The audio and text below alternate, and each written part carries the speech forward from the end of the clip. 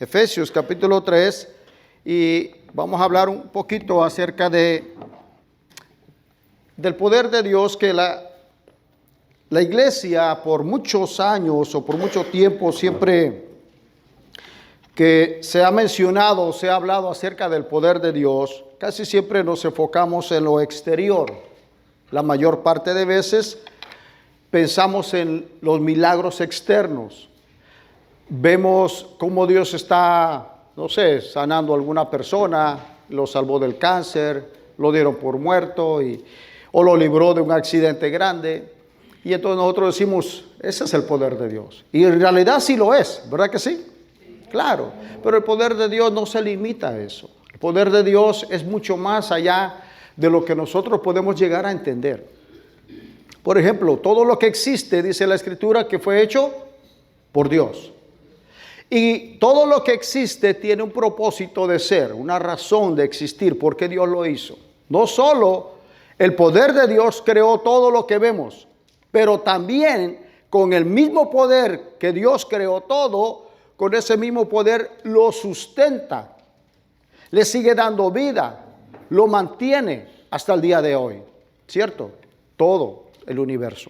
Así que vino una pregunta a mi vida y le comentaba a los hermanos el viernes, ¿dónde está el poder de Dios? Pero rápidamente otra pregunta me surgió en la mente, la cual cayó la primera y respondió. Y la respuesta a esa pregunta es, ¿dónde no está el poder de Dios? Porque ciertamente todo lo que está hoy en día, todo lo que tiene vida, lo sustenta el mismo poder de Dios. A usted y a mí nos sustenta el poder de Dios. A todos. Así que Efesios capítulo 3, en el verso 14, el apóstol Pablo comienza con una declaración de por qué era el deseo de él y oraba a Dios y doblaba sus rodillas por esta iglesia, por los hermanos de Éfeso. Mira verso 3, verso 14. Dice así, por esta causa doblo mis rodillas ante el Padre de nuestro Señor Jesucristo, de quien toma nombre toda familia en los cielos y en la tierra. ¿Para qué? Para que os dé, ¿qué dice? Otra casa nueva. No, otro auto nuevo, un mejor trabajo, un mejor salario. Y nosotros constantemente estamos orando y pidiendo, doblando rodillas por cosas de esas. Cosas naturales, cosas de este mundo, ¿verdad? Pero Pablo oraba, dice, para que les dé conforme a sus riquezas de su gloria.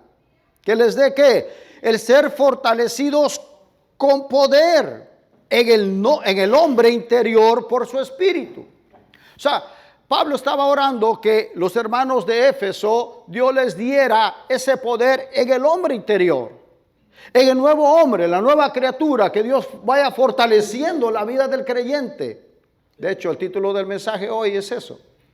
El poder de Dios en la vida del creyente. ¿Cree usted que Dios tiene poder en la vida del creyente? Claro que sí. Sigue obrando. Sigue diciendo, verso 17, para que habite Cristo por la fe en vuestros corazones, a fin de que arraigados y cimentados, ¿en qué? En amor. Entonces, la oración de él es que estuvieran bien arraigados. Cuando usted ve un árbol que es difícil de arrancar, hay árboles que usted los arranca con la mano cuando están pequeñitos, pero una vez que crecen, su raíz ha profundizado, se ha extendido, está bien arraigado. Pablo dice aquí así los hermanos, que el poder de Dios en su vida sea una realidad, que se vayan arraigando, no solamente arraigando, pero también dice arraigados y cimentados en amor. Verso 18, para que seáis plenamente capaces de comprender con todos los santos cuál sea la anchura, la longitud, la profundidad, la altura, y de conocer el amor de Cristo que excede a todo conocimiento. Esto es mucho más grande, que llegar a conocer el amor de Cristo jamás va a poder exceder el conocimiento que podamos adquirir. Podemos conocer acerca de Dios, podemos conocer acerca del poder de Dios, podemos conocer de las Escrituras, pero jamás va a exceder el amor de Cristo en nuestra vida. Por eso está Pablo orando por todas estas cosas, conocer el amor de Cristo. Porque cuando tú conoces verdaderamente lo que Cristo hizo por ti, por amor a ti, eso te transforma, eso te cambia. Y por eso es que mucha gente sigue viviendo así, porque muchas veces ni siquiera sabe lo que realmente Cristo hizo en la cruz del Calvario por aquellos que han creído en Él. Sigue diciendo, ese amor que exceda todo conocimiento, para que seáis llenos de la plenitud de Dios. O sea, que Dios sea quien llene tu vida. Que tu vida esté plena, llena de Dios, del conocimiento de Cristo y del amor de su Hijo. Esa es la oración de Pablo. Y cuando el creyente está lleno del poder de Dios, del amor de Dios, del conocimiento de su voluntad, entonces esa vida comienza a ser una vida en acorde a la voluntad de Dios, el Padre Celestial. Verso 20. Y aquel que es poderoso, ¿para qué? ¿Cuántas cosas? Todas. Mucho más abundante de lo que pedimos y entendemos. Muchas veces nosotros le estamos pidiendo a Dios cosas y casi siempre Dios nos sorprende haciéndolo no como lo pedimos, sino mucho más abundante, mucho más glorioso, mucho más, dice, abundante lo que pedimos y entendemos según el poder que actúa, ¿dónde? En nosotros. A Él sea la gloria en la iglesia en Cristo Jesús por todas las edades, por los siglos de los siglos. Amén. Oremos. Padre, gracias te damos en esta mañana por este tiempo que tenemos de comunión para compartir el pan, para compartir la comida, la convivencia, el uno con el otro, Señor, pero también tu palabra. Que tu Espíritu Santo, Señor, hable a nuestro espíritu y que seamos transformados, que esta palabra quede guardada, quede sembrada en buena tierra, Padre, en el nombre de Jesús. Te damos gracias. Amén. Así que, como una introducción, vemos al apóstol Pablo que hace una oración que hay en su corazón para que el creyente realmente sea que pleno, sea lleno del poder de Dios. Y ese poder es el poder que lo va a transformar a su vida. Por eso, otra vez, siempre que nosotros nos enfocamos en las cosas de los milagros externos, los cuales es bueno, pero el enfoque principal, el milagro más grande es que Dios un día envió a su Hijo Jesucristo, murió en la cruz del Calvario por pecadores como tú y como yo. Eso es glorioso. Y no solo eso, que Él te pueda salvar, que te pueda perdonar y aún más que Él te pueda transformar. Eso es el milagro más maravilloso que pueda haber. Muchos de nosotros que estamos aquí pensábamos que nos íbamos a morir en el vicio, en la droga, en el alcohol, en los bailes, en donde quiera que andábamos. Pero este es el milagro más maravilloso, que un día Dios reveló a Cristo en tu corazón, alumbró los ojos de tu entendimiento y te volviste a Él y hoy estás aquí escuchando de su palabra. Eso es maravilloso. Eso no lo puede hacer voluntariamente. Una persona puede venir hoy porque lo invitaron. Pero si Dios no alumbra su corazón y no es salvo, no es transformado, para Él esto va a ser aburrido. Es chocante. Otra vez, si ya fueron el domingo y otra vez el viernes, ¿por qué están ahí todos los días? No, y el miércoles también tenemos célula. ¿Y aquí qué tanto van? Bueno, la persona que ha sido transformada, ahora hay un nuevo nacimiento, una nueva criatura que tiene ahora nuevos deseos, ahora hay un nuevo alimento que necesita para ser crecida, madura y transformada. Eso es el poder de Dios. Eso es maravilloso. Dios tiene el poder suficiente para salvar al pecador. Número uno, lo que Dios quiere hacer, lo primero es salvar al pecador. Es lo primero. Dios puede sanarle a usted, hermano, ya dijimos, de un cáncer, de una hernia, de lo que sea, ¿no? Pero lo más maravilloso es que Dios sane tu alma. Que Dios te perdone, te transforme. Eso es lo más glorioso.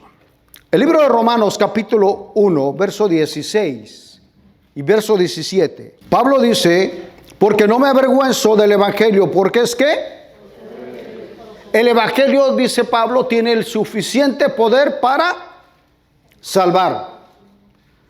Yo no me avergüenzo del evangelio porque el evangelio es poder de Dios. El poder de Dios es suficiente, número uno, para salvar al más vil pecador. Escuche, no hay pecado que Dios no pueda perdonar. Solamente la blasfemia contra el Espíritu Santo, lo cual es rechazar por toda su vida la obra de Cristo. Pero no hay pecado que Dios no pueda perdonar y no hay corazón tan duro que Dios no pueda transformar. Dios puede transformar al corazón más duro, al más vil pecador, al hombre que se considere realmente, un ogro, que se considere malo, el más malo de los malos. Déjame decirles que para Dios nada es imposible. Porque el poder de Dios radica en ese amor. Imagínense, la Escritura dice que de tal manera Dios nos amó a todo el mundo, que dio a su Hijo unigénito para que todo aquel que en Él cree no se pierda, sino que tenga vida eterna. Y esa vida está en su Hijo, está en Él. Así que Pablo por eso dice, el evangelio es poder de Dios. Hay poder suficiente para salvar al pecador. Y si tú hoy en día estás aquí y realmente no te has vuelto al Señor, tu vida no está siendo transformada, es porque posiblemente no ha ocurrido nada. Muchas veces somos simpatizantes del evangelio porque hacen cosas bonitas, porque se reúnen, se mira y cómo se aprecian y esto y lo otro. Pero llega el momento donde eso no es suficiente, amados. Tiene que ser realmente la vida de Cristo obrando en tu vida para que haya una transformación y entonces tú te darás cuenta realmente que tu deseo ha cambiado. Una de las maneras como puedes saber si el poder de Dios realmente ha obrado en tu vida para salvación es eso. Número uno, si Dios ha alumbrado en tu corazón con su luz tu vida de pecado. Número dos, si te has arrepentido. Número tres, si te has vuelto al Señor. Si te has convertido al Señor. Y las evidencias comienzan a surgir cuando el deseo comienza a cambiar. El deseo de congregarte, leer su palabra, de venir a la iglesia, de buscar más las cosas de Dios, cosas que antes tú no hacías. Por eso el evangelio tiene ese poder. Si no está ocurriendo, entonces deberíamos de preguntarnos realmente qué es lo que ha pasado en nuestra vida. ¿Cree usted que Dios tiene poder para transformar tu vida? Claro que sí, mucho más. En el libro de San Marcos, Evangelio de San Marcos, capítulo 2, vamos a ver algunos ejemplos de una transformación radical en sus vidas. Marcos capítulo 2, verso 1. Dice así, entró Jesús otra vez en Capernaum. Después de algunos días y se oyó que estaba en casa e inmediatamente se juntaron muchos, de manera que ya no cabían ni aún a la puerta y les predicaba la palabra. Entonces vinieron a él unos trayendo un paralítico que era cargado por 4, pero no podían acercarse a él por causa de la multitud. Descubrieron el techo de donde él estaba y haciendo una abertura bajaron el hecho en que yacía el paralítico. Al ver Jesús la fe de ellos, dijo al paralítico, hijo, ¿qué le dijo? ¿Tus pecados te son? Cuando Jesús vio el esfuerzo tan grande, se imagina 4 amigos cargándolo a usted es el paralítico hoy,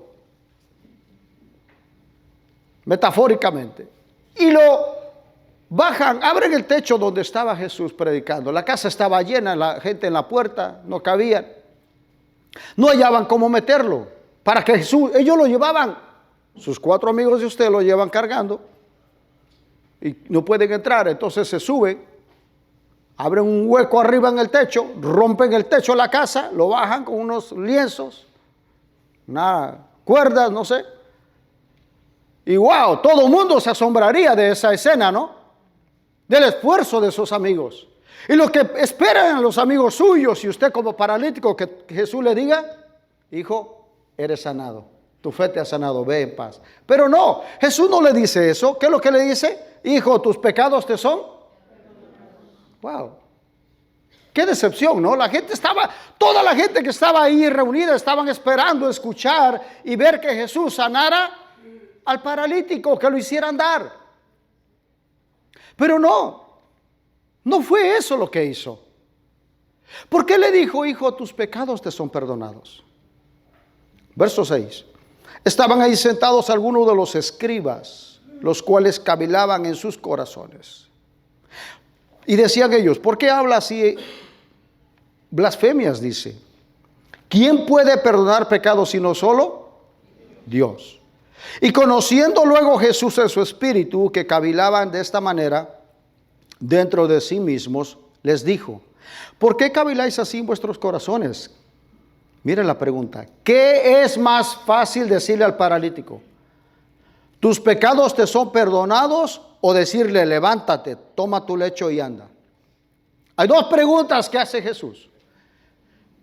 ¿Qué será más fácil decirle al paralítico? Levántate y anda. ¿Será más fácil eso? ¿Qué piensa usted que será más fácil decirle? O decirle, tus pecados te son perdonados. Ninguna de las dos. Porque el único que podía sanarlo era él. Por eso les pregunta a ellos. Ellos pueden decirle, tus pecados te son perdonados, pero no pueden perdonar, porque solamente Dios puede perdonar. Y podían decirle al paralítico, levántate y anda, pero el único que tiene poder para sanar es Dios. Por eso es que Cristo les hace esa pregunta. Porque ellos están esperando ver un milagro físico. Amados, hoy en día el enfoque es ese. Un milagro externo para poder decir que ese es el poder de Dios. Y muchas veces menospreciamos el verdadero milagro glorioso que es el que Dios haya perdonado todos tus pecados y te ha dado vida eterna. Eso es glorioso, es poderoso. Entonces le dice verso 10.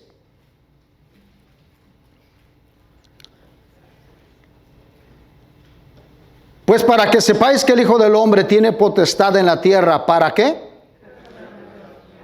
Mire, ahora dice, el Hijo del Hombre, Cristo, tiene potestad, derecho, autoridad, poder para perdonar pecados. Le dice al paralítico, ahora para que vean que Cristo tiene poder para perdonar pecados, ahora, ¿qué le dice al paralítico? Al revés. Ahora no le dice tus pecados son, ahora le dice, a ti te digo, levántate, toma tu lecho y vete a tu casa. Bueno, ahí ellos quedaron confundidos y se dieron cuenta que el mismo que tenía poder para sanarlo era el mismo que tenía poder para perdonar pecados. No cabe duda que solamente eso lo puede hacer Dios. Entonces él se levantó enseguida, tomó su lecho y ¿qué dice?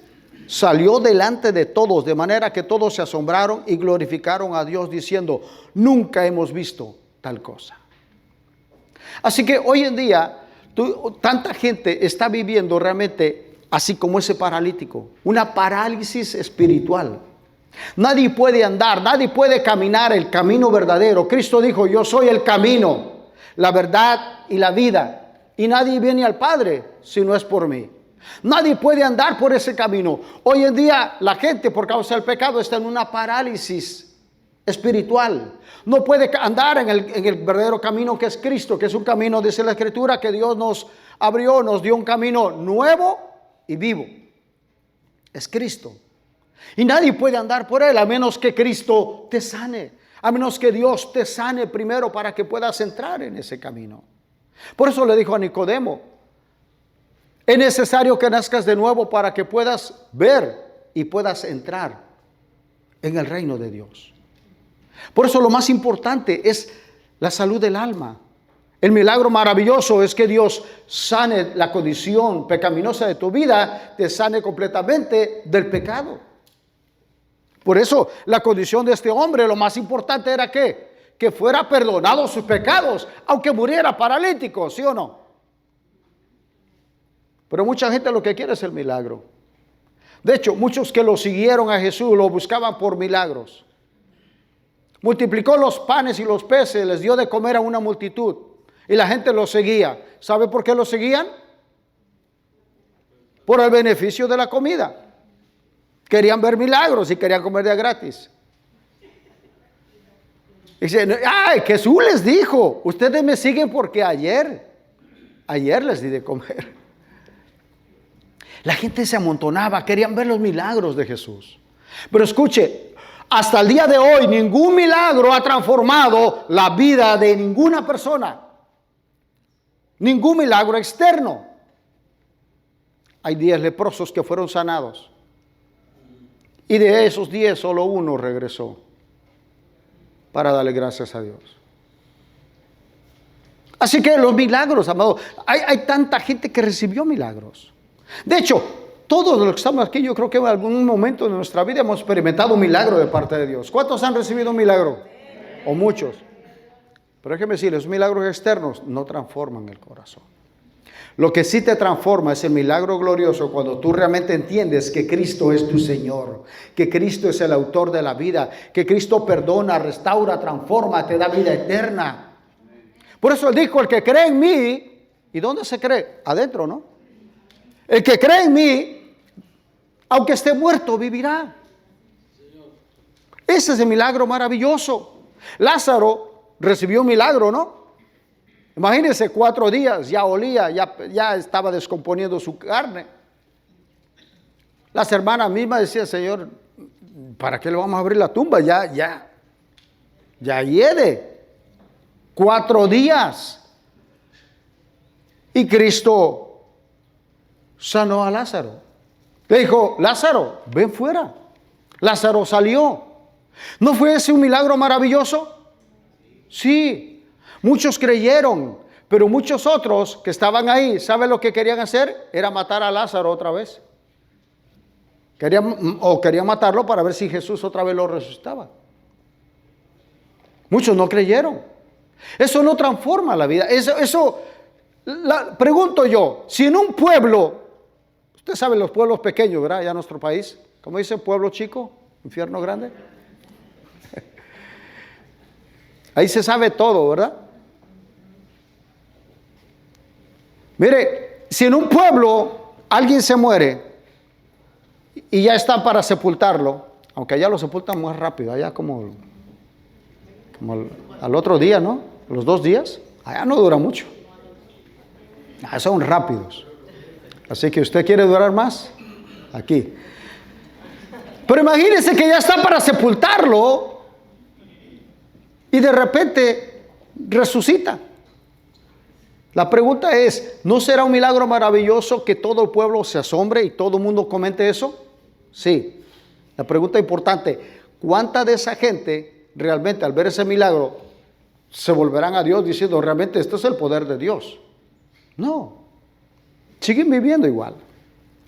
Así que realmente este hombre había recibido un milagro, pero la importancia estaba en el verdadero problema. El problema del hombre no es externo, sino es interno. Dios lo que quiere es darte vida y vida eterna. En el Evangelio de Juan, capítulo 9, verso 1. No vamos a leer todo el relato, pero solo para mirar un poquito. Verso 1, dice Juan capítulo 9, verso 1. Al pasar Jesús, vio a un hombre ciego de nacimiento y le preguntaron sus discípulos diciendo, Rabí, ¿quién pecó? ¿Este o sus padres para que haya nacido ciego? Y la respuesta de Jesús, el verso 3, no es que pecó este ni sus padres, sino para que las obras de Dios, ¿qué cosa? ¿Se puede imaginar este hombre en esa condición? Un hombre que nació ciego. Papá y mamá se preguntan, Dios mío, ¿qué pasó? ¿Qué pecado me estás haciendo pagar? Se pregunta la gente común, ¿verdad?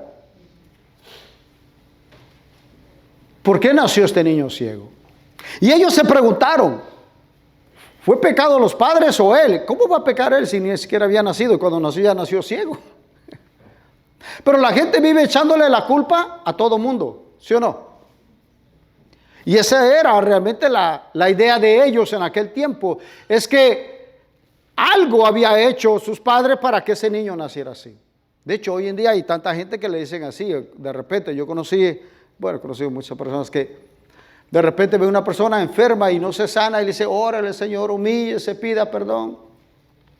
Algo hizo usted y, oiga, y lo quieren culpar hasta de lo que no hizo. O muchas veces le echan la culpa a otros de los problemas que están viviendo. Amados, debemos dejar de culpar a los demás. Es tiempo que nos empezamos a ser responsables por nuestros propios actos. De hecho, la psicología muchas veces ha hecho eso. Dice, no, es que usted está sufriendo esto porque, la crianza que le dieron sus padres, ¿no? Y mire, nos la creímos eso y lo usamos como una excusa y venimos arrastrando nosotros ciertas actitudes en nuestra vida y siempre pensando que fue por el estilo de vida que nos dieron nuestros padres. Sí, pero cuando tú ya tienes uso de razón y voluntad propia, tú tienes ahora la responsabilidad de tomar mejores decisiones. Deja de culpar a tus padres. ¿Quién tiene la culpa de este hombre? Haya nacido ciego. O deja de culpar a la sociedad. Deja de culpar a otros. Dejemos de esperar siempre que los demás. No, amado, debemos hacernos responsables. Mire, Cristo le dice, ni sus padres, ni él, nadie ha pecado, sino que él nació así para que las obras de Dios se manifiesten en él. Dios lo que quiere hacer es un milagro en él. Un milagro glorioso. Verso 35. Así que Jesús sana a este hombre, escupe tierra, hace lodo, le pone los ojos, lo manda a que se vaya a lavar y él viene y ahora recobra la vista.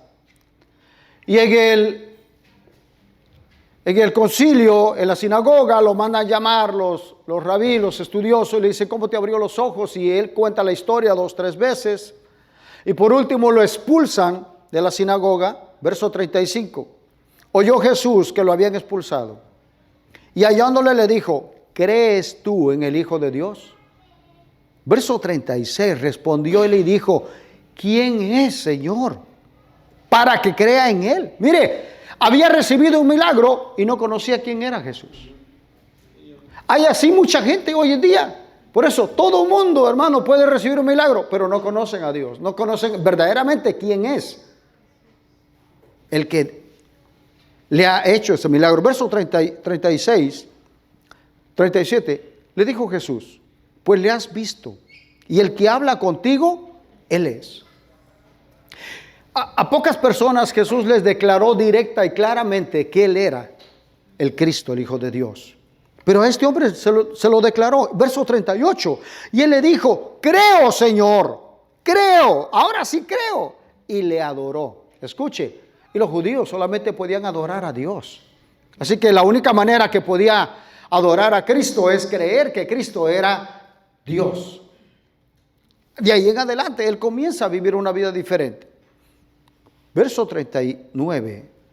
Jesús dijo, para juicio he venido a este mundo, para que los que no ven, vean, y los que ven, sean cegados. Entonces algunos de los fariseos que estaban con él, al oír esto, dijeron, ¿acaso nosotros somos también ciegos? Mire, ¿de qué presumían los judíos? De que ellos no eran ciegos, que ellos miraban, pero estaban hablando de un ver ¿qué? Físico, externo, natural. Jesús les dijo, les respondió, si fueran ciegos, no tendrían pecados. Así como este hombre. No había pecado en él por causa de la ceguera, claro. Mas ahora decís, porque decís, vemos, vuestro pecado permanece. Así que Cristo le restauró la vista a aquel que no podía ver, y los que creían que veían realmente no estaban viendo quién era Cristo el Señor. Lo tenían enfrente, hablando con él, y no pudieron creer. ¿Sabe por qué? Porque su ceguera era una ceguera espiritual del alma. Por eso Cristo, cuando viene como luz verdadera, lo primero que hace es abrir los ojos del entendimiento para que tú puedas ver y conocer a Cristo el Señor. Y ese es el milagro maravilloso que Dios quiere hacer en su vida. Ese es el poder de Dios. Juan capítulo 4. Último ejemplo que vamos a ver aquí. Juan capítulo 4, verso 6.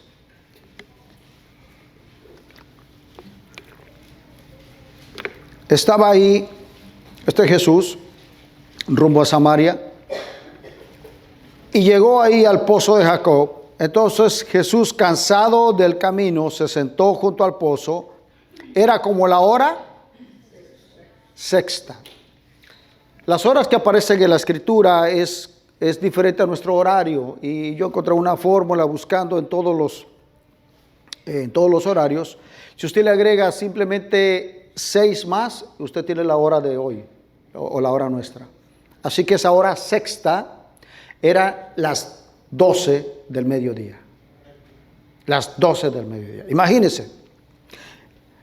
Estaba ahí a la hora del mediodía del calorón. Y ahí, a esa hora, la mayoría de la gente no quiere salir. Usted ni siquiera al mediodía con este calor, hoy en día no quiere salir ni a la tienda con aire acondicionado en el carro, ¿verdad?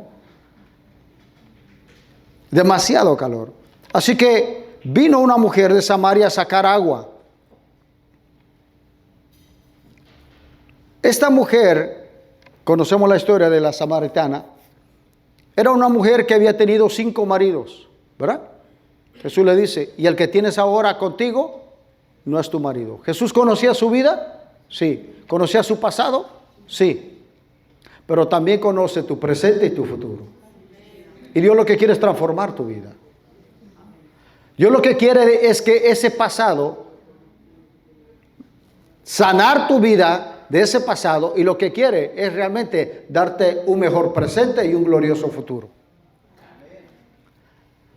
Así que lo más posible que dicen los comentaristas, que esta mujer, como ya había tenido 5 maridos y tenía otro por ahí escondidito, que no era su marido todavía, por pena a la sociedad, porque la habían marginado o por X razón, ella no iba a sacar el agua del pozo temprano cuando se juntaban todas las mujeres tempranito, o en la tarde después cuando baja el calor, sino al mediodía, a las 12, a la hora sexta, a las 12 del día, en lo fuerte del calor, no hay gente afuera. Así que esta mujer vivía con una vergüenza en su vida, y hay gente que está caminando así en su vida, con penas, con vergüenzas, con cosas que los ha marginado el mundo, o por los mismos errores de uno. Mira, hermano, cuando uno anda problemado, uno entra por la puerta cuando viene a la iglesia y de repente siente como que todo el mundo sabe lo que uno está pasando. Y la verdad que nadie sabe y a nadie le importa. Pero uno está sufriendo por dentro ahí, como que todos saben lo que uno está pasando y viviendo. Y la mujer por eso es que salió a esa hora no hay nadie, a la hora sexta del día. Y ahí estaba Jesús, y Jesús le dijo a la samaritana, dame de beber. Sus discípulos habían ido a comprar comida. La samaritana le dice, ¿cómo me pides tú agua? Yo soy samaritana y tú eres judío. No se tratan entre sí. Y entonces Jesús le respondió y le dijo, verso 13, mira el 13, versículo 13. Cualquiera que bebiere de esta agua volverá a tener sed, mas el que bebiere del agua que yo le daré, no tendrá sed jamás. Sino que el agua que yo le daré será en él una fuente de agua que salte para vida eterna.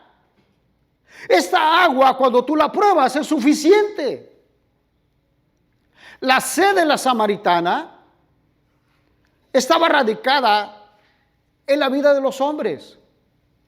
Tuvo el primer marido, no fue feliz y está buscando la felicidad en el segundo, el tercero, ya lleva 5. El cuarto tampoco. Amado, tu felicidad no está en tu cónyuge, ni en tus hijos, ni en tus padres, ni en los bienes que posees. Escucha, seguirás buscando con esa sed insaciable Y lo único que puede saciar la sed de tu alma se llama Cristo. Es el único. Por eso le dijo, el que tome de esta agua seguirás igual. Pero el que tome del agua que yo le daré, esa agua es suficiente. Una vez que tú pruebas a Cristo como el agua viva, esa agua dentro de ti se va a quedar ahí y va a producir una vida abundante que va a venir a ser una fuente, no solo un agua, una fuente constante en movimiento que salta para vida eterna. Por eso es que lo único que ha podido saciar nuestra vida de tanta búsqueda, de tantas cosas, se llama Cristo. Yo recuerdo que buscaba yo las cosas sensoriales cuando estaba en el mundo. Desde pequeño me llamó la atención. Yo sabía que había algo. Yo creía que había un poder de Dios, que había algo sobrenatural. No sé dónde, cómo, pero yo tenía ese deseo de saber o descubrir. Yo leía libros, usaba la meditación, y que leer la mano, y que los sueños, y tantas tonterías que son puros cuentos y mentiras. Y empecé a buscar otras cosas. De hecho, un día, bueno, hay cosas que a veces uno no puede contar. Un montón de cosas, hermano. Gracias a Dios que nada oculto o del ocultismo, ¿verdad? Se abrió una puerta, nada de eso. Dios me protegió. Pero yo siempre estaba buscando, ¿sabe por qué? Porque yo buscaba algo, un poder mayor. Y por ahí fue donde Dios me trajo. Un compañero de trabajo sacó una tarjeta de la iglesia, me dijo, mira, te invito a mi iglesia. Se pone bueno ahí. Ahí se siente el poder de Dios. Le dije, ¿qué? ¿De verdad se puede sentir el poder de Dios? Dice, sí. El siguiente domingo ahí estábamos. Ahí estábamos. Como decía mi hermano, y si usted conoce las ciudades de Spring Branch, allá vivíamos nosotros, Spring Branch. Y venimos a esa pequeña iglesita que comenzaba acá por la Kirkwood, la Bisonet. Lejos, hermano. Y temprano llegamos, fuimos los primeros, y no había nadie, y ahí estuvimos. Ese día escuché de la palabra, del mensaje de Dios, del poder del evangelio que cambia, que transforma, del Cristo que vino a morir por ti, a perdonar tus pecados, a darte salvación y vida eterna. Y ese día ahí Dios obró en mi corazón y probé de esa agua. No hubo un llamamiento que levantara la mano, cerrara los ojos, la mano derecha, la izquierda no. Nada de eso. Fue la obra del poder de Dios. Por eso Pablo dice en Romanos capítulo 1, verso 16 que leímos, que el evangelio es poder de Dios. ¿Para qué? ¿Para sanarle la pierna chueca? No. ¿Sanarle la uña enterrada? No, ¿es para qué? Para salvación. Y eso es lo que ocurrió ese día. Y probé de esa agua y no hubo un llamamiento, no hubo nada, fue Dios directamente.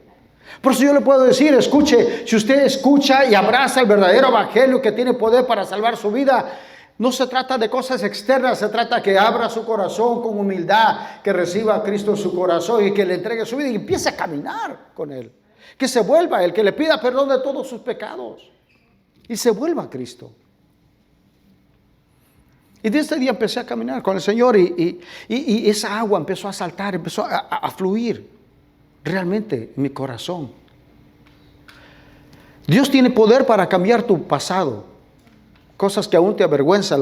La samaritana estaba así. Por eso le dijo Jesús, esa agua será una fuente que salte para vida eterna. Mira el verso 15, la mujer le dijo, Señor, dame de esa agua. Cuando escuchó esa noticia, dame de esa agua, yo quiero de esa agua. ¿Cuántos quieren de esa agua? ¿De verdad? Bueno, déjeme decirle, si usted de verdad quiere de esa agua, Cristo le puede dar de esa agua. Es más, Él quiere darle de esa agua. Tiene que abrir su corazón. Mire, ¿sabe qué hizo la samaritana? Jesús le dijo, verso 16, ve, llama a tu marido y ven acá. Él respondió, no tengo marido. Bien has dicho, con verdad. 5 maridos has tenido, el que tiene no es tu marido. Verso 19. Verso 19. Le dijo la mujer, Señor, me parece que tú eres profeta.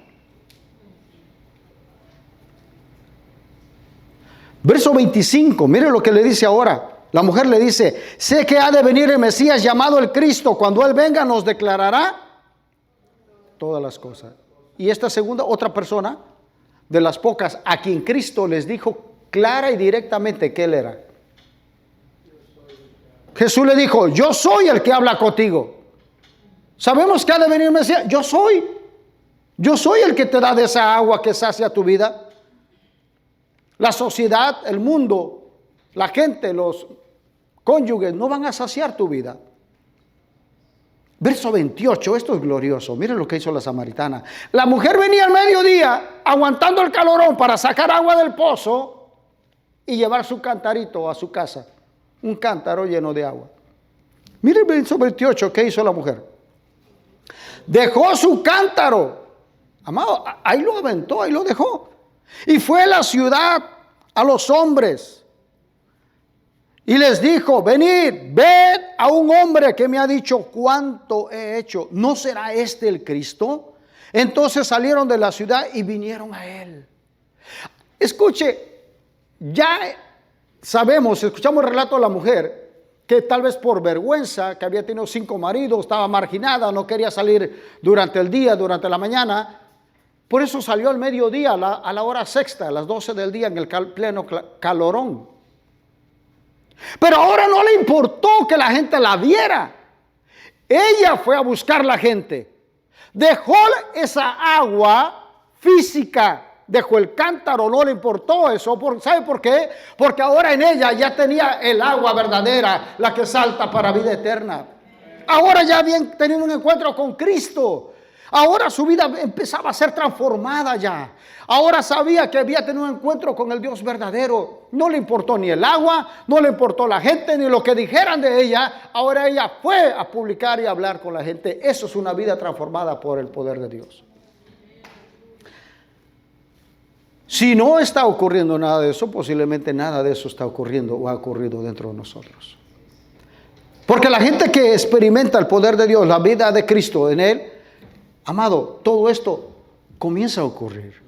Las cosas externas empiezan a perder valor. No estoy diciendo que ya no tenía que ir a sacar agua, claro, pero ahí la importancia era lo que estaba viviendo esta mujer. Así que cuando vinieron la gente, dice la Escritura, termina el relato diciendo que muchos creyeron de los samaritanos, creyeron por la palabra de ella. Vamos a terminar. Dios tiene poder suficiente para restaurar la vida del hombre que está completamente en pecado. Mira Corintios capítulo 6. 1 Corintios capítulo 6. Verso 9. Hay una lista que el apóstol Pablo menciona aquí en los Corintios. 1 Corintios 6, 9 dice, ¿no sabéis que los injustos no heredarán el reino de Dios? ¿Cuántos de los que están aquí son justos? ¿Poquitos? ¿O cuántos son injustos? Entonces, no heredarán el reino de Dios. No erréis, ni los que fornicarios, ni los idólatras, ni los adúlteros, ni los afeminados, ni los que se echan con varones, ni los ladrones, ni los ávaros, ni los borrachos, ni los maldicientes, ni los estafadores. Ningunos heredarán el reino de Dios. Pero el verso 11, esto es bonito. Mire, ¿y esto qué dice? Imagínense que está la iglesia de Corinto y Pablo les escribe, les dice, hermanos, en esta iglesia había adúlteros, fornicarios, había afeminados, otros que se echan con varones, había ladrones, ávaros, borrachos, maldicientes, estafadores, había de todo esto. Y Pablo le dice a los corintios, ¿y esto eran qué?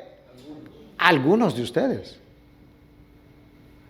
Y yo también puedo decir, esto éramos algunos de nosotros, ¿sí o no?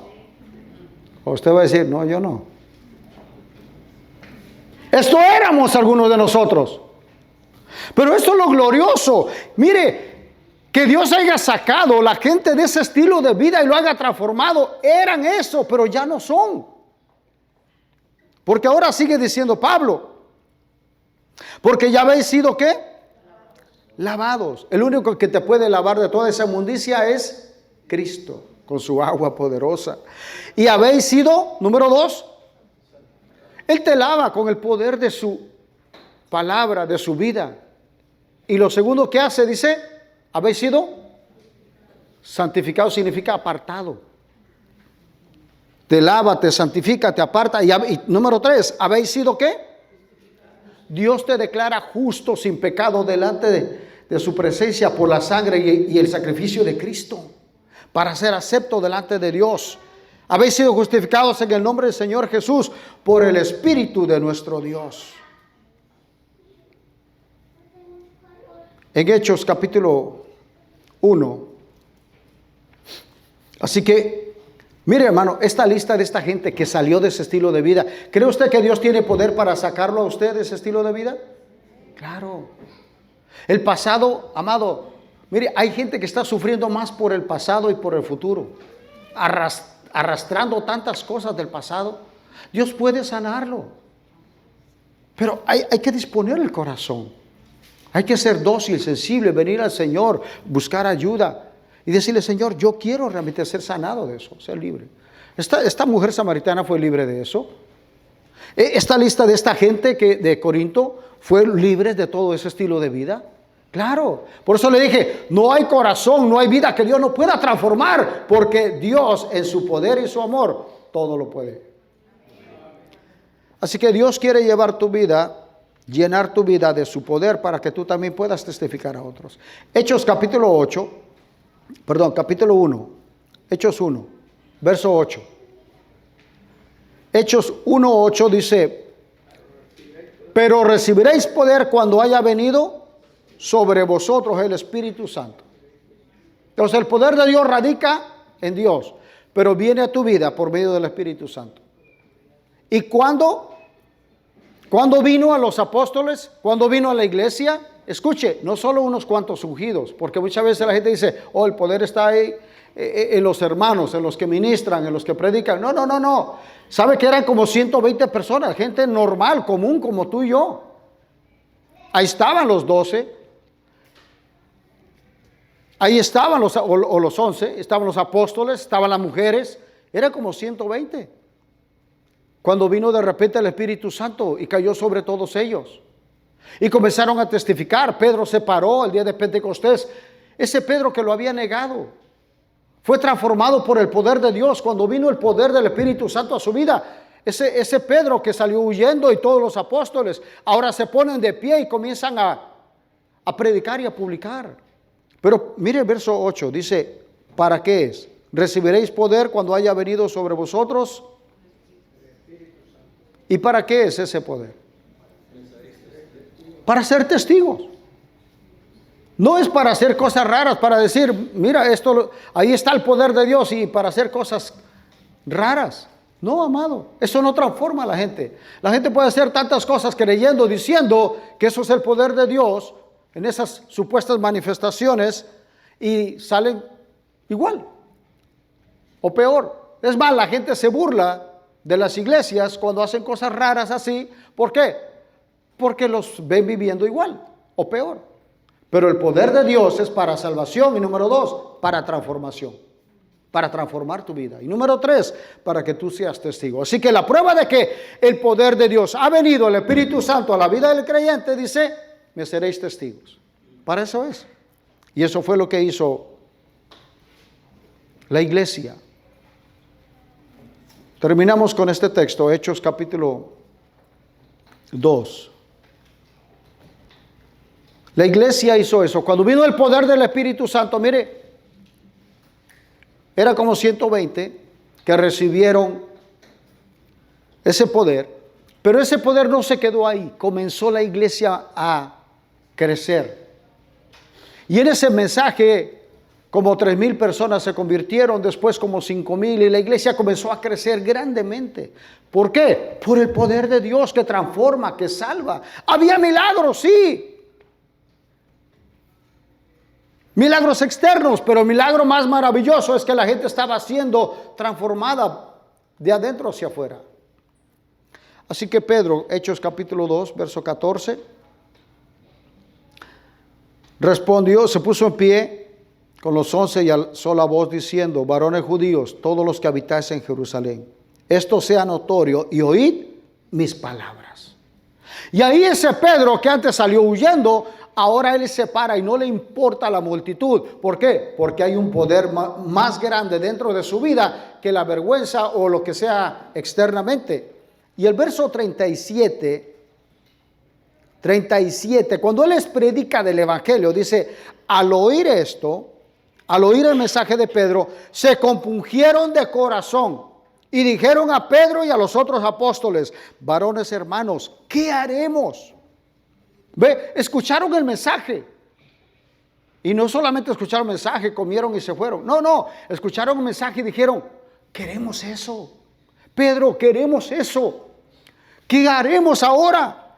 Porque Pedro les decía: ustedes mataron a Cristo, el autor de la vida. Se compungieron, había un corazón contrito y humillado, el cual Dios no despreciará. Verso 38, Pedro les dijo: arrepentíos y bautícese cada uno de vosotros en el nombre de Jesús para perdón de los pecados y recibiréis el don del Espíritu Santo. Pónganse en pie, vamos a orar.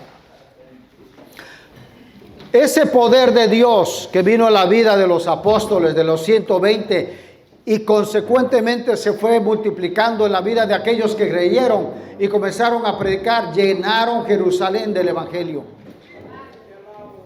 Porque el poder de Dios no es estático. Por eso le dijo a la samaritana: el que tome de esta agua será una fuente en él que salte para vida eterna. Pero lo que produce primero en la vida del creyente es eso. Se compunge de corazón. Dice: ¿qué haremos? Y Pedro les dijo: arrepiéntanse de todo corazón, vuélvanse a Dios, para que reciban el don del Espíritu Santo. Más adelante, capítulo 4, les dice: para que vengan tiempos del Señor, tiempos de refrigerio.